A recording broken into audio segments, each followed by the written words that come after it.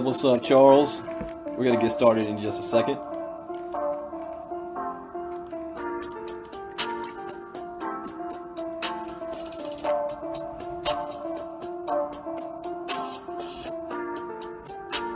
Welcome back, Christy.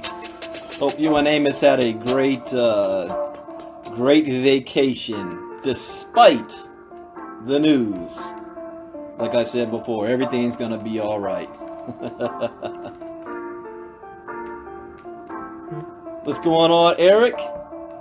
Just in time. Happy Sunday to you as well. How you doing, Michelle? We're going to get started in just a second. This is our Sunday Night Live Crypto Talk with Bitcoin Brandon. We've got some new news, things to cover, and things to learn as we close out 2017. This is exciting times.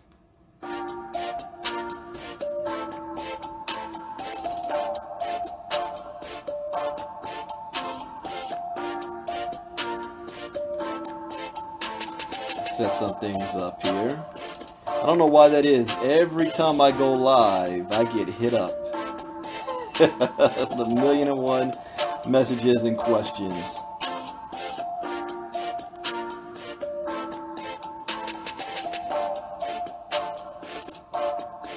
We got some good news tonight.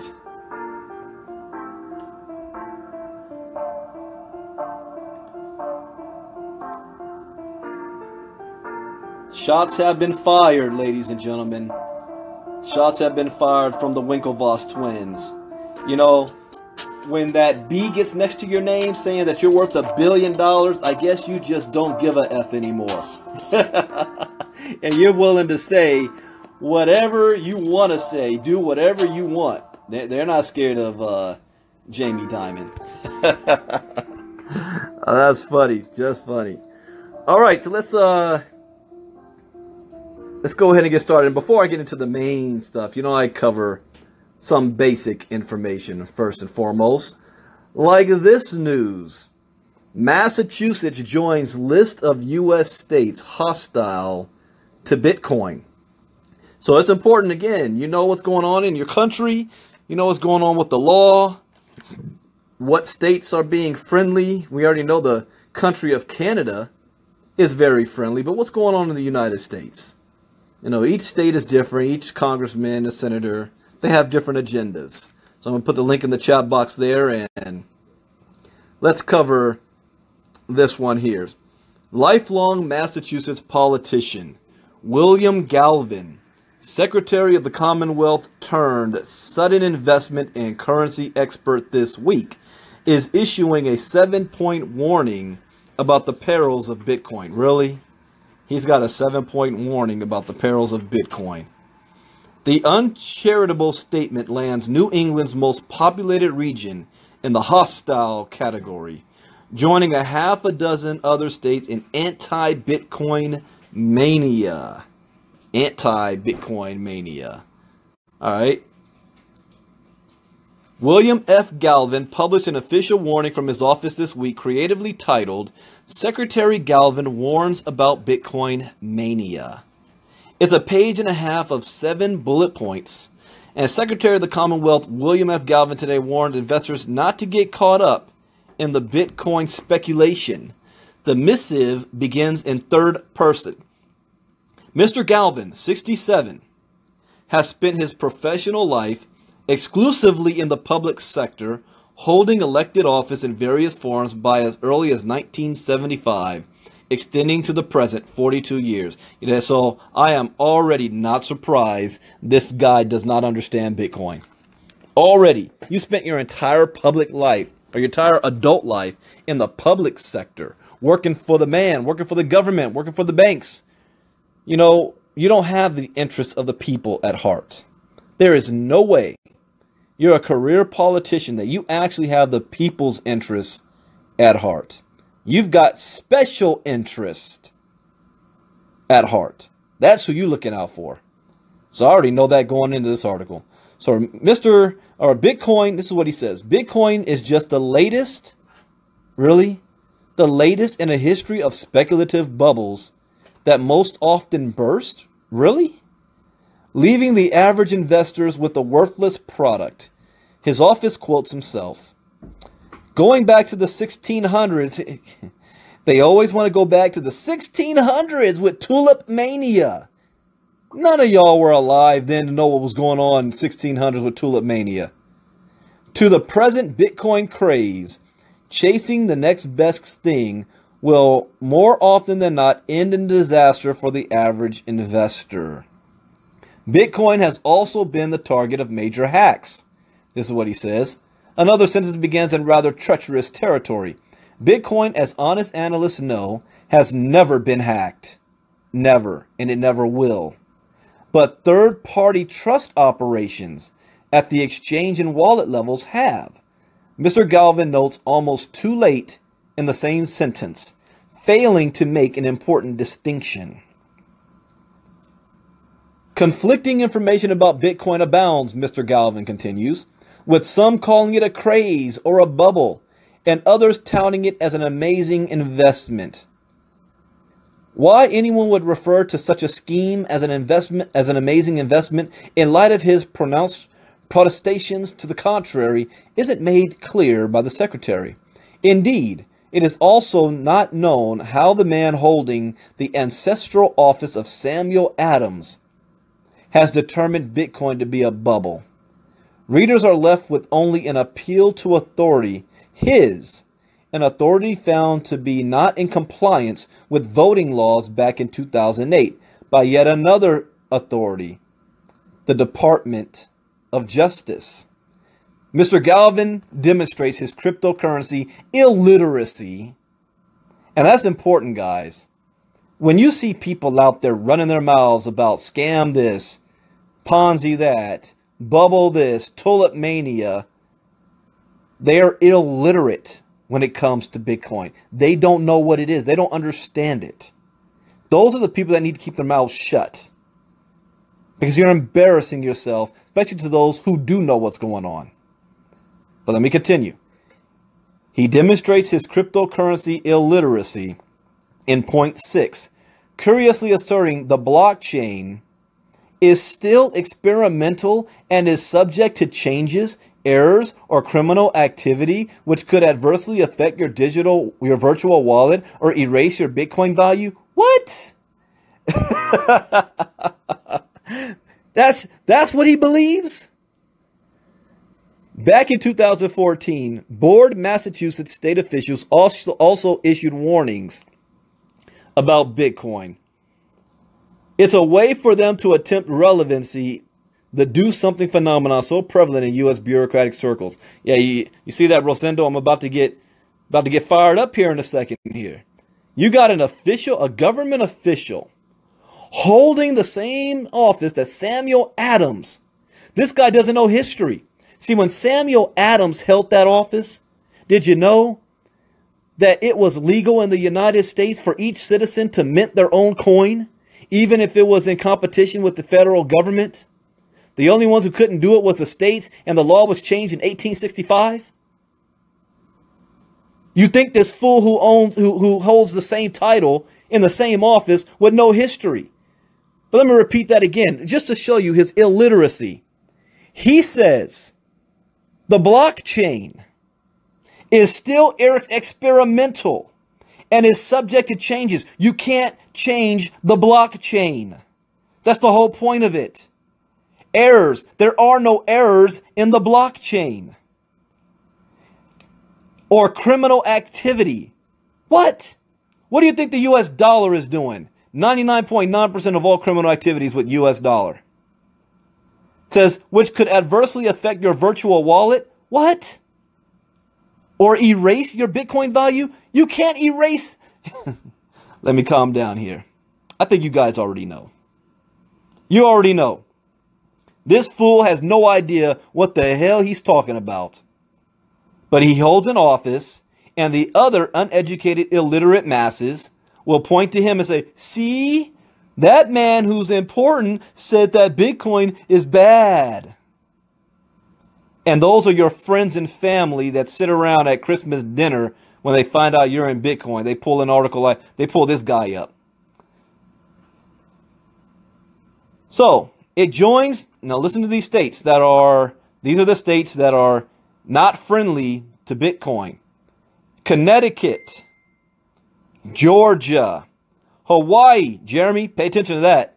Hawaii, New Mexico, New York. We know if you watch Banking on Bitcoin documentary on Netflix, and if you haven't done so, I advise every single one of you to do that.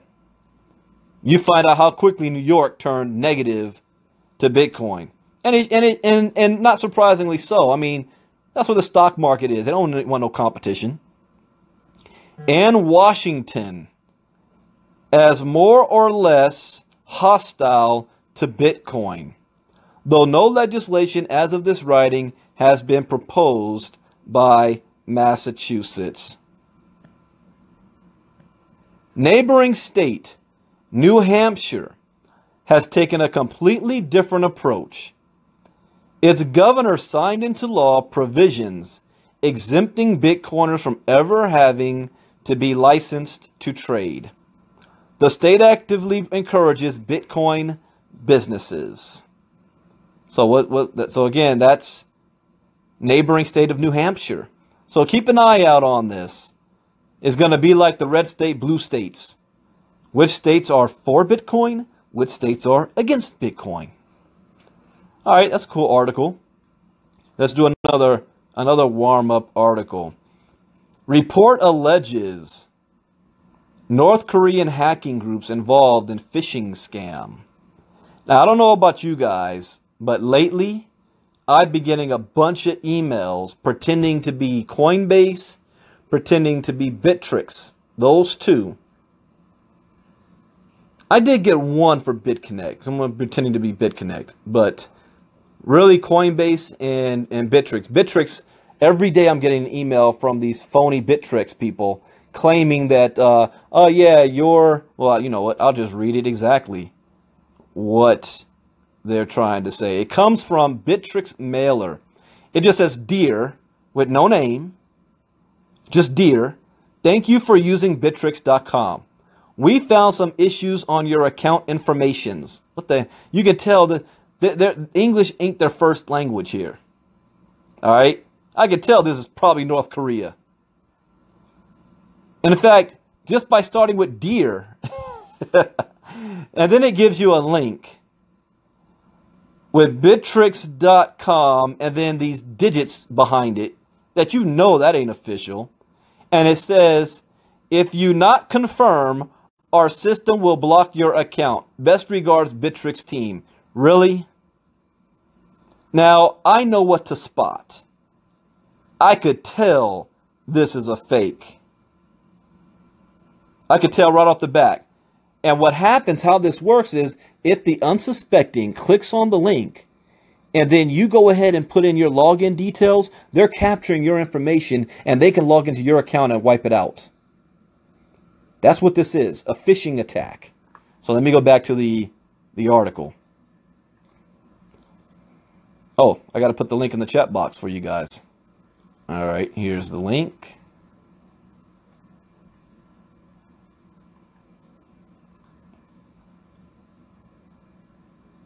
According to a report by the U.S. cybersecurity forum SecureWorks, released on December 15, 2017, Lazarus, the North Korean hacking group, may be plotting to launch a widespread attack targeting top personalities in the cryptocurrency ecosystem. At this time, it appears as if the payload will be delivered through authentic-looking emails loaded with attachments containing malware, but that may change in the near future. In general, malware-laden emails are not rare and typically known as phishing attempts. SecureWorks said that it had been monitoring one such phishing attempt in October 2017 when a group of malicious emails was sent out containing a compromised link for a job application at a London-based cryptocurrency company. If an unsuspecting user clicked on such a link, Malware would be downloaded and installed on their computer, giving the hackers full control and the ability to upload a copy of their data. Again, never click on the link. Never click on the link, guys. SecureWorks Counter Threat Unit went on to state that with the rising prices of major cryptocurrencies, it is likely that North Korean interest in them is at an all-time high, and any related activity will not cease anytime soon. Lazarus, the hacking group in question, is suspected of being responsible for several major cybercrime incidents, including the infamous 2014 Sony hack that was rumored to be spurred by the release of The Interview, a film depicting, I remember that, depicting North Korean leader Kim Jong-un. Given that the average North Korean citizen has no real access to the internet, it has been long speculated that Lazarus maintains deep ties with the North Korean government. Furthermore, it may not be outlandish for them to be colluding, especially since the regime has shown a tendency to spy on other countries, among other clandestine activities. A recent report from a South Korean spy agency also revealed that North Korea's possible involvement in several intrusions affecting cryptocurrency exchanges throughout 2017. When I had first invested within BitConnect, 2 weeks later, North Korea did a major hack on the South Korean exchange and shut us down for like 3 days. So this ain't no joke. You got to be very, very careful with any crypto emails you get. If you get an email and you're already, you might think, yeah, I have an account with Bittrex. I have an account with Poloniex. I have an account here and there. Go straight to your site first and see if there's any alert messages on your website. Because normally you get a message on your own site. They send you an email to get your attention. But if you get an email, before you open it, go straight to your site to see if there's any messages there. All right, surprisingly, North Korean involvement in Bitcoin goes back several years, even as early as 2013 when IP addresses belonging to computers linked to previous cyber attacks were discovered experimenting with the cryptocurrency. A SecureWorks spokesperson stated that a more detailed, full-fledged report will be published by the company at a later date. Hopefully, we will then be able to estimate better just how much influence North Korea has over the cryptocurrency market. Oh, and they are fully engaged. North Korea, Iran, Russia, and China, because their number one goal is to diminish the United States. And by doing so, to be independent, is to get rid of the US dollar, get away from the US dollar, so that they don't have to be, reliant on survival if the US puts sanctions on them. If you don't care if the US puts sanctions on you and you can survive without it, then you're free to do whatever you want to do. And that's their main goal. How to get rid of the sanctions.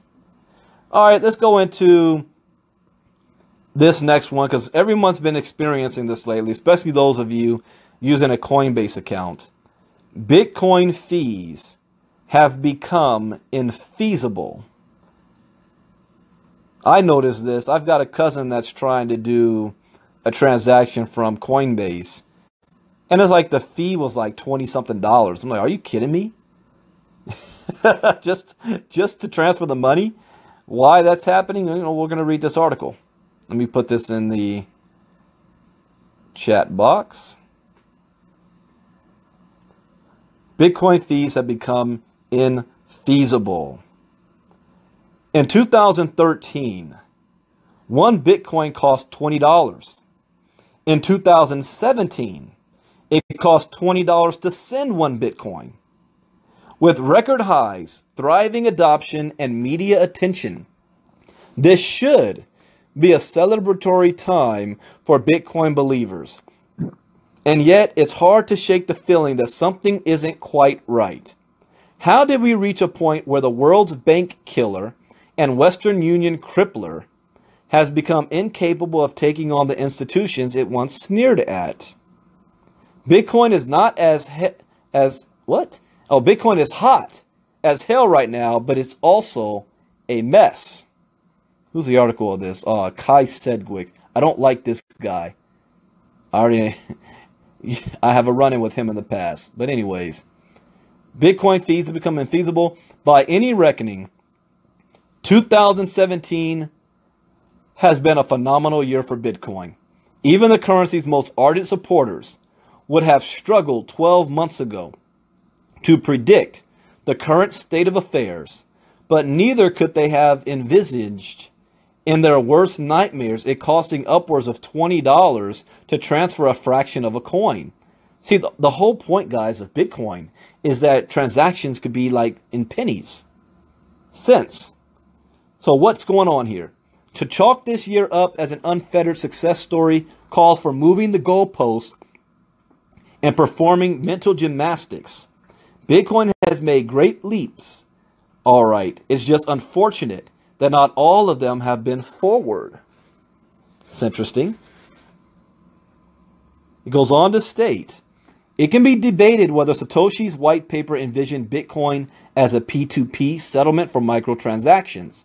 What can't be debated is that Bitcoin is effectively now unsendable and undependable for anything under a couple of $100. From the clear net to the dark net, the conversation is the same. Fees have become untenable.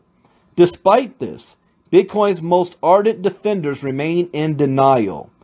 Here's another thing, guys. Never be a cheerleader. If you see something that's in fault, call it out. As much as we love Bitcoin, this is a problem. There is also a solution. The altcoins. There are some exchanges that allow you to transfer, your Bitcoins to the altcoins and transfer the altcoins to your wallets. And then you can transfer from your wallet to your bank account and not have to worry about $20 fees. But what's going to end up happening is Bitcoin Cash having these high fees as well? People are going to start going to the other altcoins and use that instead of using Bitcoin. So the party keeps going, It really don't matter if it's Bitcoin or something else. Let me keep reading. On some corners of the internet, questioning the gospel of Satoshi and the infallibility of Bitcoin is heresy. And you know what? If I see people doing that, I will call them out just as much as I call out MLM clowns that are putting down Bitcoin. I'll call you out. I can't send a friend $5 without a $15 transaction fee, and this is the currency of the future? Raged one Redditor, to which the first three responses on our Bitcoin ran, change the settings on your wallet. What does that have to do with anything? I upvoted you, but often the inputs of a transaction increase the cost due to the size significantly. That makes no sense. There are projects being worked on to lower the transaction fees, such as Segwit, Lightning Network, etc. So it will be cheaper. Just give it time. Now that makes more sense. Now, there's a modicum of truth to these rejoinders, but in the here and now, Segwit or just wait for LN isn't much help. Somebody named Gavin Anderson tweeted, website idea, should I move it? Enter amount of BTC on an exchange and estimated risk exchange will disappear. Get advice on whether it makes economic sense to move funds off the exchange based on current tax fees. I don't know what he means by there. Anyways, everyone has their price. A dollar figure at which they'd be willing to sell Bitcoins, and also a figure they're willing to pay to send it. Paying $20 to transfer $10 million of Bitcoin seems reasonable. Paying the same amount to send $100 worth seems ridiculous.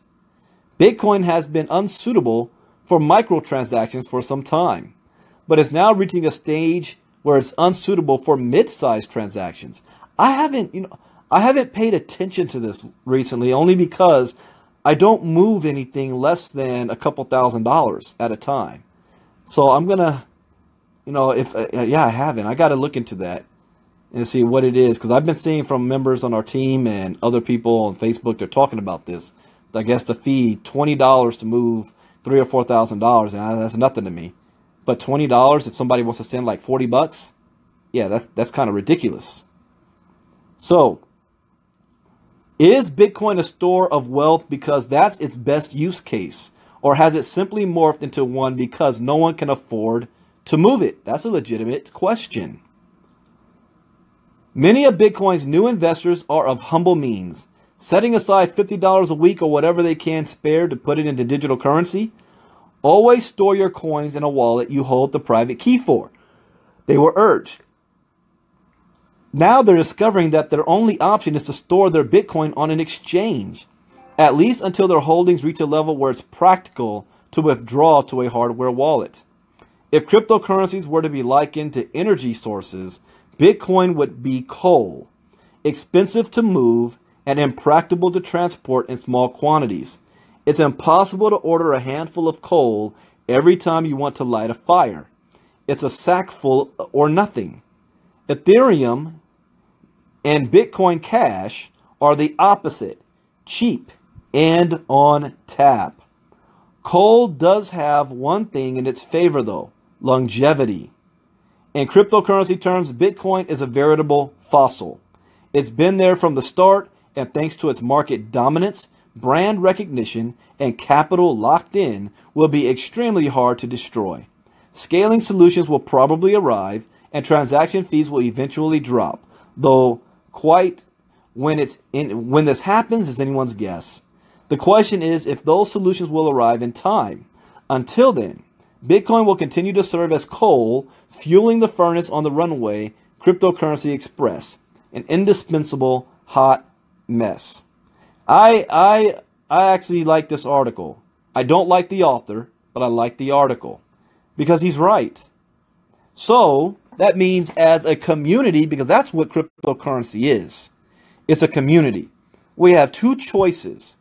One, you sit around and wait for the miners and programmers to come up with a new fork or whatever that fixes this to reduce the fee. Or we take advantage of the altcoins, which that's why there are altcoins there. Bitcoin, that's why Bitcoin Cash is where it's at, where you can move transactions around cheaply. And so we look at Bitcoin as strictly a store of value. Not everyday use, but a store of value. And you just sit and hold that sucker and wait till that price goes up. But for everyday uses and moving things around, you might want to choose one of the other coins. That's also, on the exchange that can be tied to your bank if you're looking to pull money out. You might want to use one of the other ones. So Coinbase, for example, has what? It's got Bitcoin, it's got Ethereum, and it's got Litecoin. So if you were to transfer your coins, your Bitcoins into Ethereum or Litecoin, I don't know. I haven't done that. I don't know what the fee is transferring back to your bank account. I don't know what that fee is for Litecoin and Ethereum, but it certainly is not as high as Bitcoin is. So that's what you can do on the short term until we see, because I read another article the other day. I didn't do a live on it, that there's like 5 or 6 more forks scheduled over the next 45 days or so for Bitcoin. And they're all designed to like patch the holes or do something new. Whether or not some of them are, I think some of them are actually going to create new coins in the process. Thank you, Dennis. It's $1.99 for what? Ethereum? For that transaction? So if you're on an exchange, you might want to exchange your Bitcoins into Ethereum. Now, correct me if I'm wrong, those of you that are Exodus users. Litecoin's $1.99, all right? If you're an Exodus user, and because what I I don't want to talk about what I do. If you deposit your Bitcoin into your Exodus wallet, and then you go from there, you want to transfer and exchange it into give an example, Funfair or Salt or Augur or Oregon or Dash, and Exodus goes through an exchange to transfer. I don't know, or I either didn't pay attention to what the fee is if you're doing so, or any of the exchanges. What is the fee, especially for Exodus, to transfer it to the other coins? Because if it's still, oh yeah, we're going to charge you $20 to exchange from 20 Bitcoin into 20 Dash. I mean, $20 of Bitcoin into $20 worth of Dash. But again, like I said, I don't do these transactions less than a couple $1,000s. So we'll see. We'll see what happens with this. But this is a legitimate article and something to be watchful for. Especially now with the CME going live tomorrow.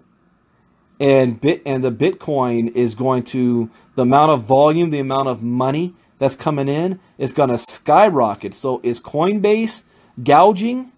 Well, it's not just Coinbase. All of the exchanges, the fee of doing any transaction with Bitcoin is expensive. Look at that, Bitcoin right now is at 18,950. With CME going on live, I see the sucker jumping by Christmas up to $25,000 a coin.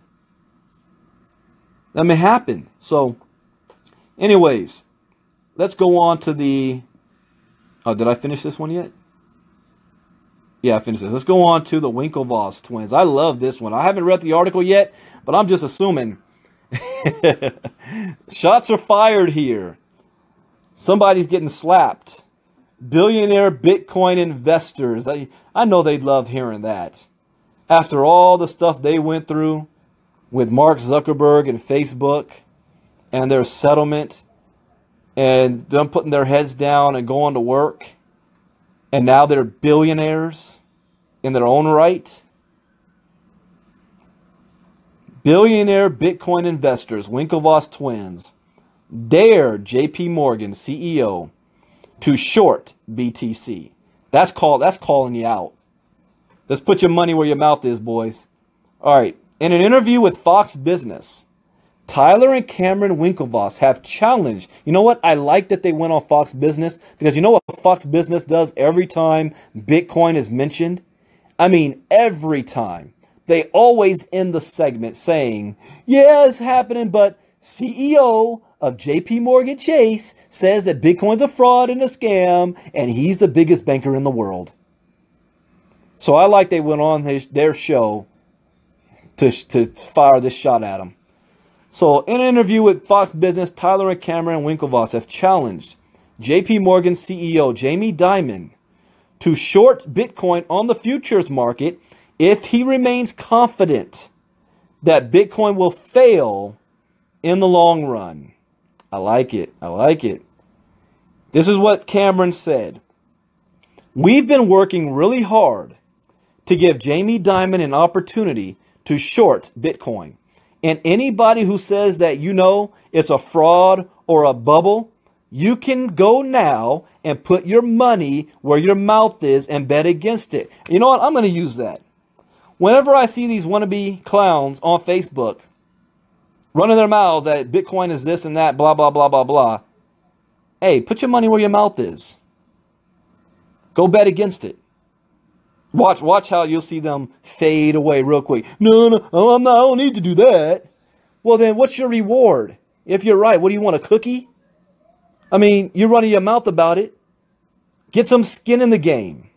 This is what I also say for those of you that's already invested in this space. It blows my mind when you see a video or you see a Facebook post from some clown that ain't even in the space, but's an expert in another field.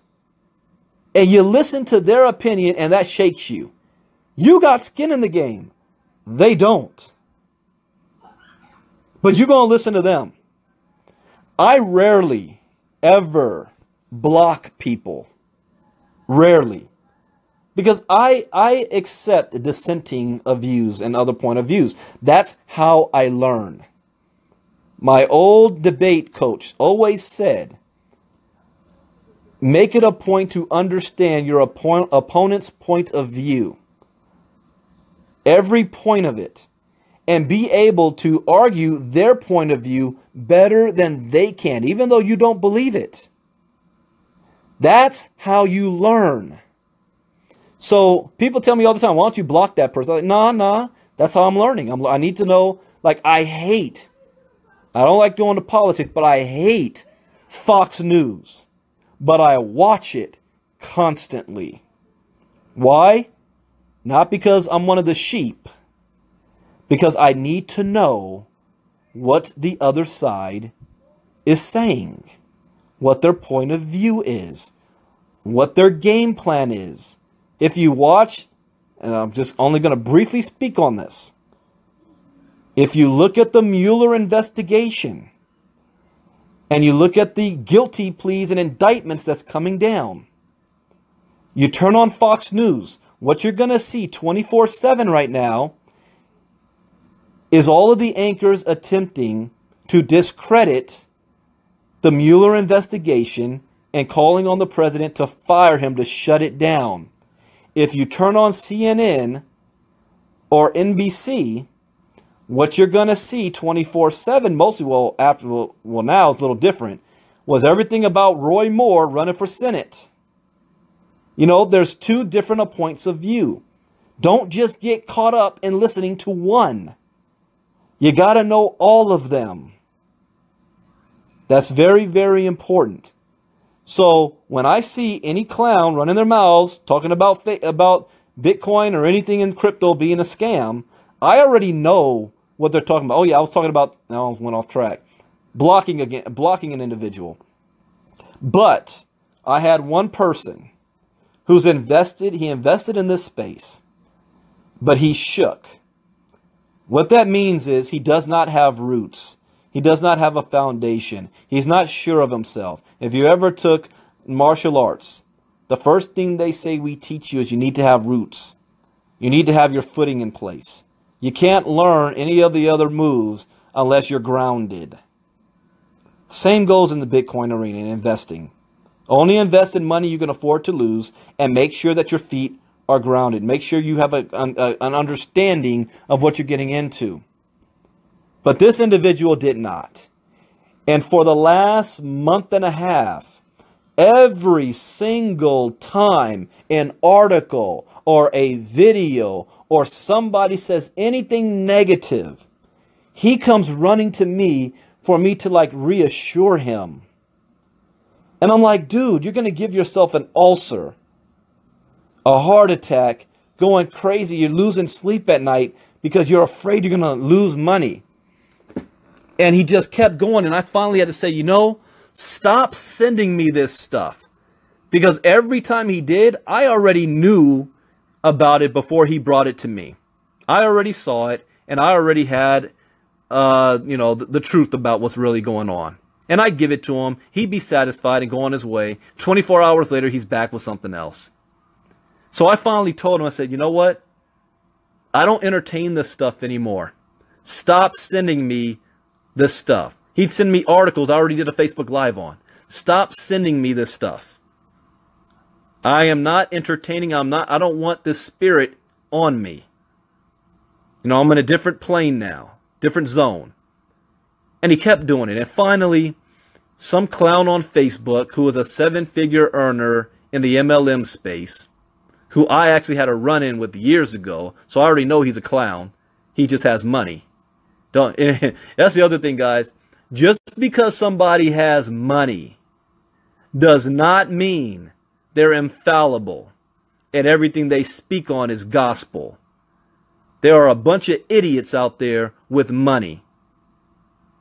A bunch of billionaire idiots out there with money. A bunch of politicians with money that are idiots. So don't take, just because they got money, everything they say is gospel. But this clown went out there on Facebook and said some ridiculous stuff, which he showed his illiteracy because he didn't know what he was talking about. But to the people who also don't know this space, he sounded like he was a freaking professor. And what happens? Old boy comes running back to me. Did you see what this guy said? Did you see it? I'm pulling everything out. It's a fraud. It's a scam. I'm pulling out. I need to contact the SEC. and I said, I already warned you. Don't come to me with this stuff. This is not the space for you. Take your money and go somewhere else. But he wouldn't stop, so I had to block him. And that was unfortunate because I don't like blocking people. But anyways, let's keep going on this. I went way off track. Put your money where your mouth is. Here's the question, and I've questioned this in the past. Does Jaime Dimon really believe Bitcoin is bad? I don't think so.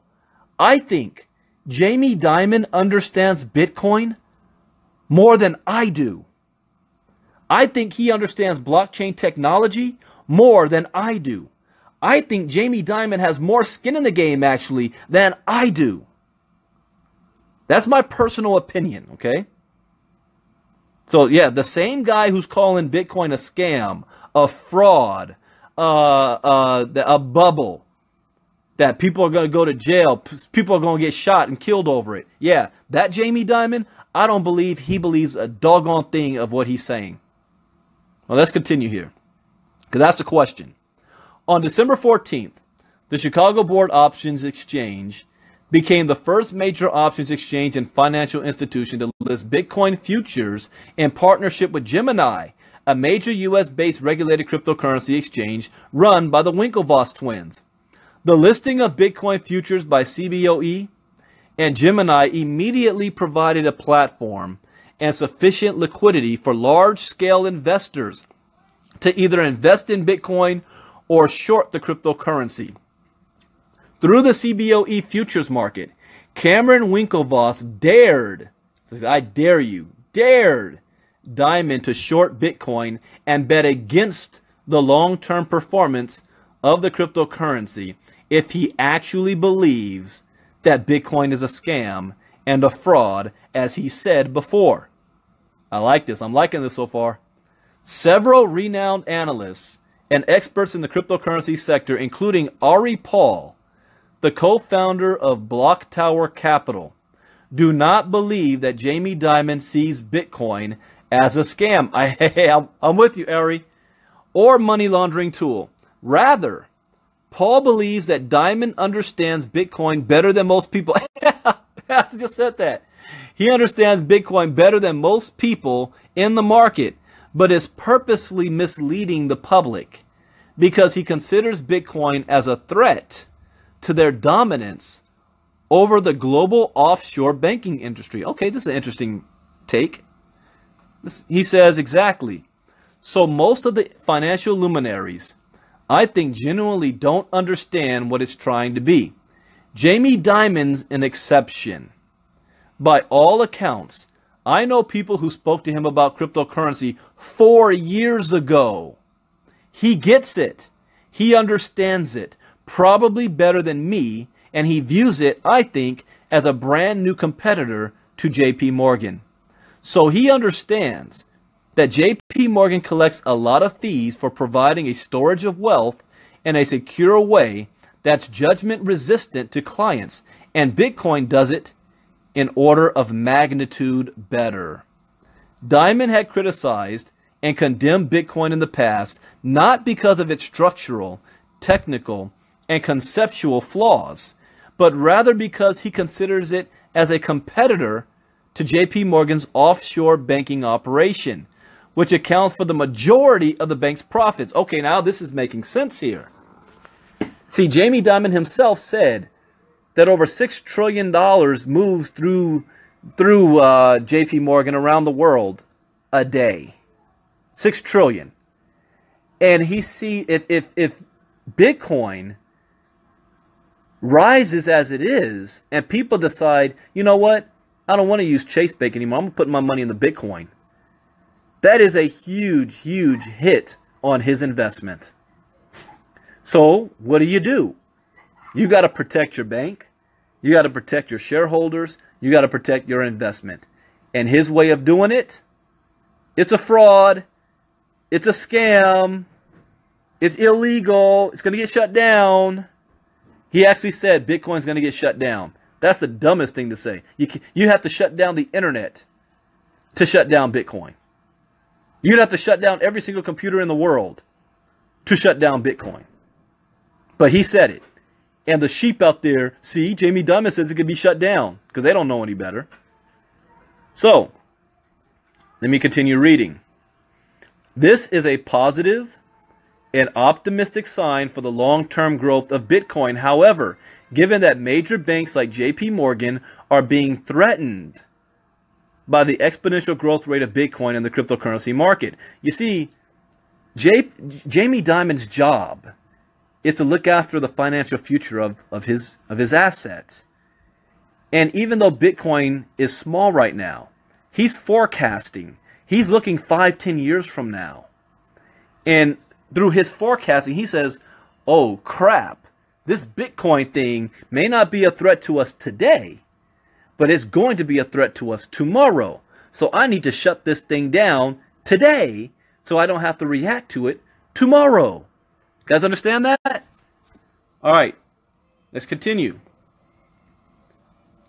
In addition to Cameron's comments, Tyler Winklevoss further encouraged Dimon to personally bet against Bitcoin through the futures market and take JPMorgan's balance sheet with it. Ooh, he's saying, you know what?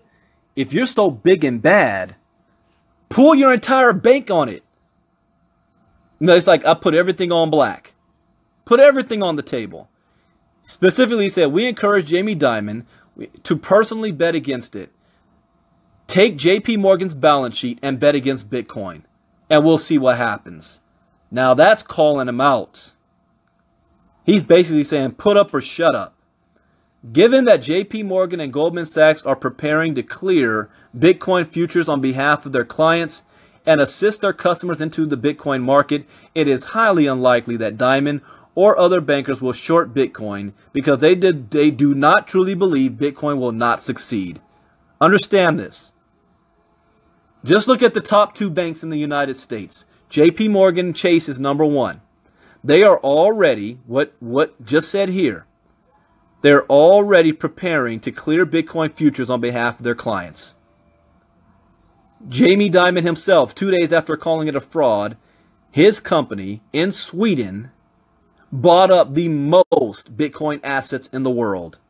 Not just some of it, the most. So much so that they turned around and made it a, what do you call it? They put a lawsuit for, what's the word?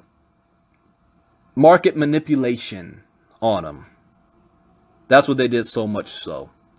The next thing that happened is that now he's like, okay, I might as well get into the game because people are making money.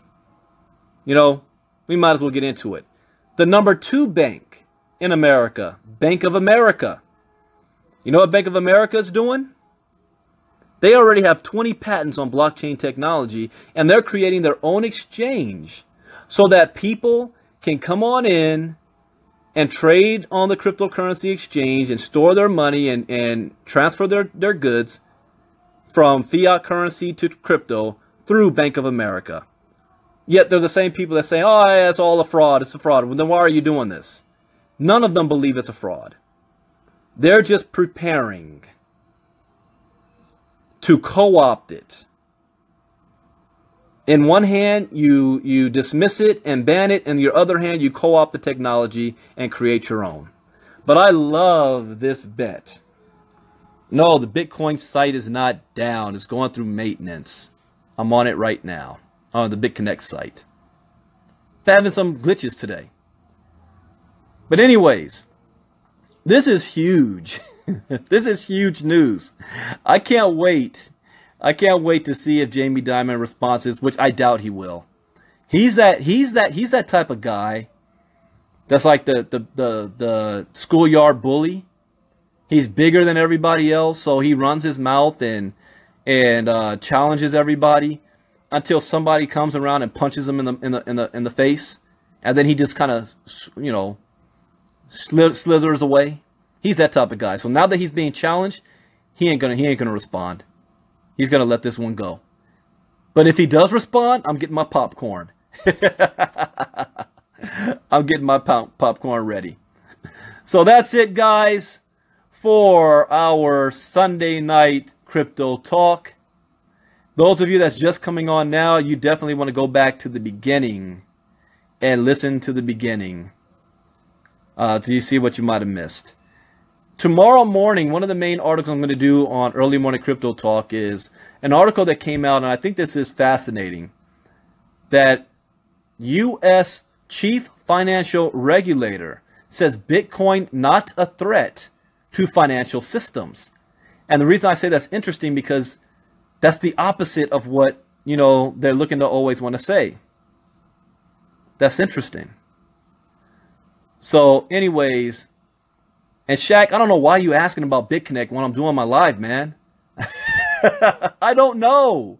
All I know is there's been some glitches and I'm logged in there right now. I had to refresh a couple of times. I don't know what they're doing. Don't ask me. But you got people out there. I know there's people out there that they just want a company like BitConnect or a company like USI-Tech or any crypto company for that matter to fail. And any little glitch, they on it like white on rice. Don't be that person, Shaq. Don't be that dude. All right? Don't be that dude. Anyways, you guys have a great evening. Get ready for 2018. I'm coming back probably. We've got Christmas coming up. I will be doing my end of the year. I always do a state of the network marketing industry, and I also talk about the secret. Getting ready for 2018, New Year's resolutions. I predict that 2018 is going to be very, very big for a lot of people. It is going to be game-changing for a lot of people. A lot of new millionaires are going to be created in 2018. And not from the traditional way of doing things. We're talking about people who've never made much money before. Lives going to be completely changed. I saw a video earlier today where somebody had their son. I don't know how old he was. But he invested, he was in a Bitcoin program. And he was doing his own little investments. And he got himself up to $1,000. And he's a kid. And these kids today, you know, they grew up in an internet world. That's all they know. And they get into the Bitcoin world right now. He's done. That kid's going to be a multi-millionaire before he hits 20. You know, I'm preparing my kids, my sons, my cousins. I've got a couple of young cousins that's starting to show interest. So in 2018, I'm going to make sure their accounts are set up. One, I have a young cousin, she's looking to go to Spelman after her senior year. By the time she graduates from Spelman, she's going to be wealthy. But it's all about education in this space as well. You got to get educated. You have to be educated. So with that, thank you guys for joining us tonight. I will see you all tomorrow morning. Bitcoin Brandon out. God bless. Bye-bye.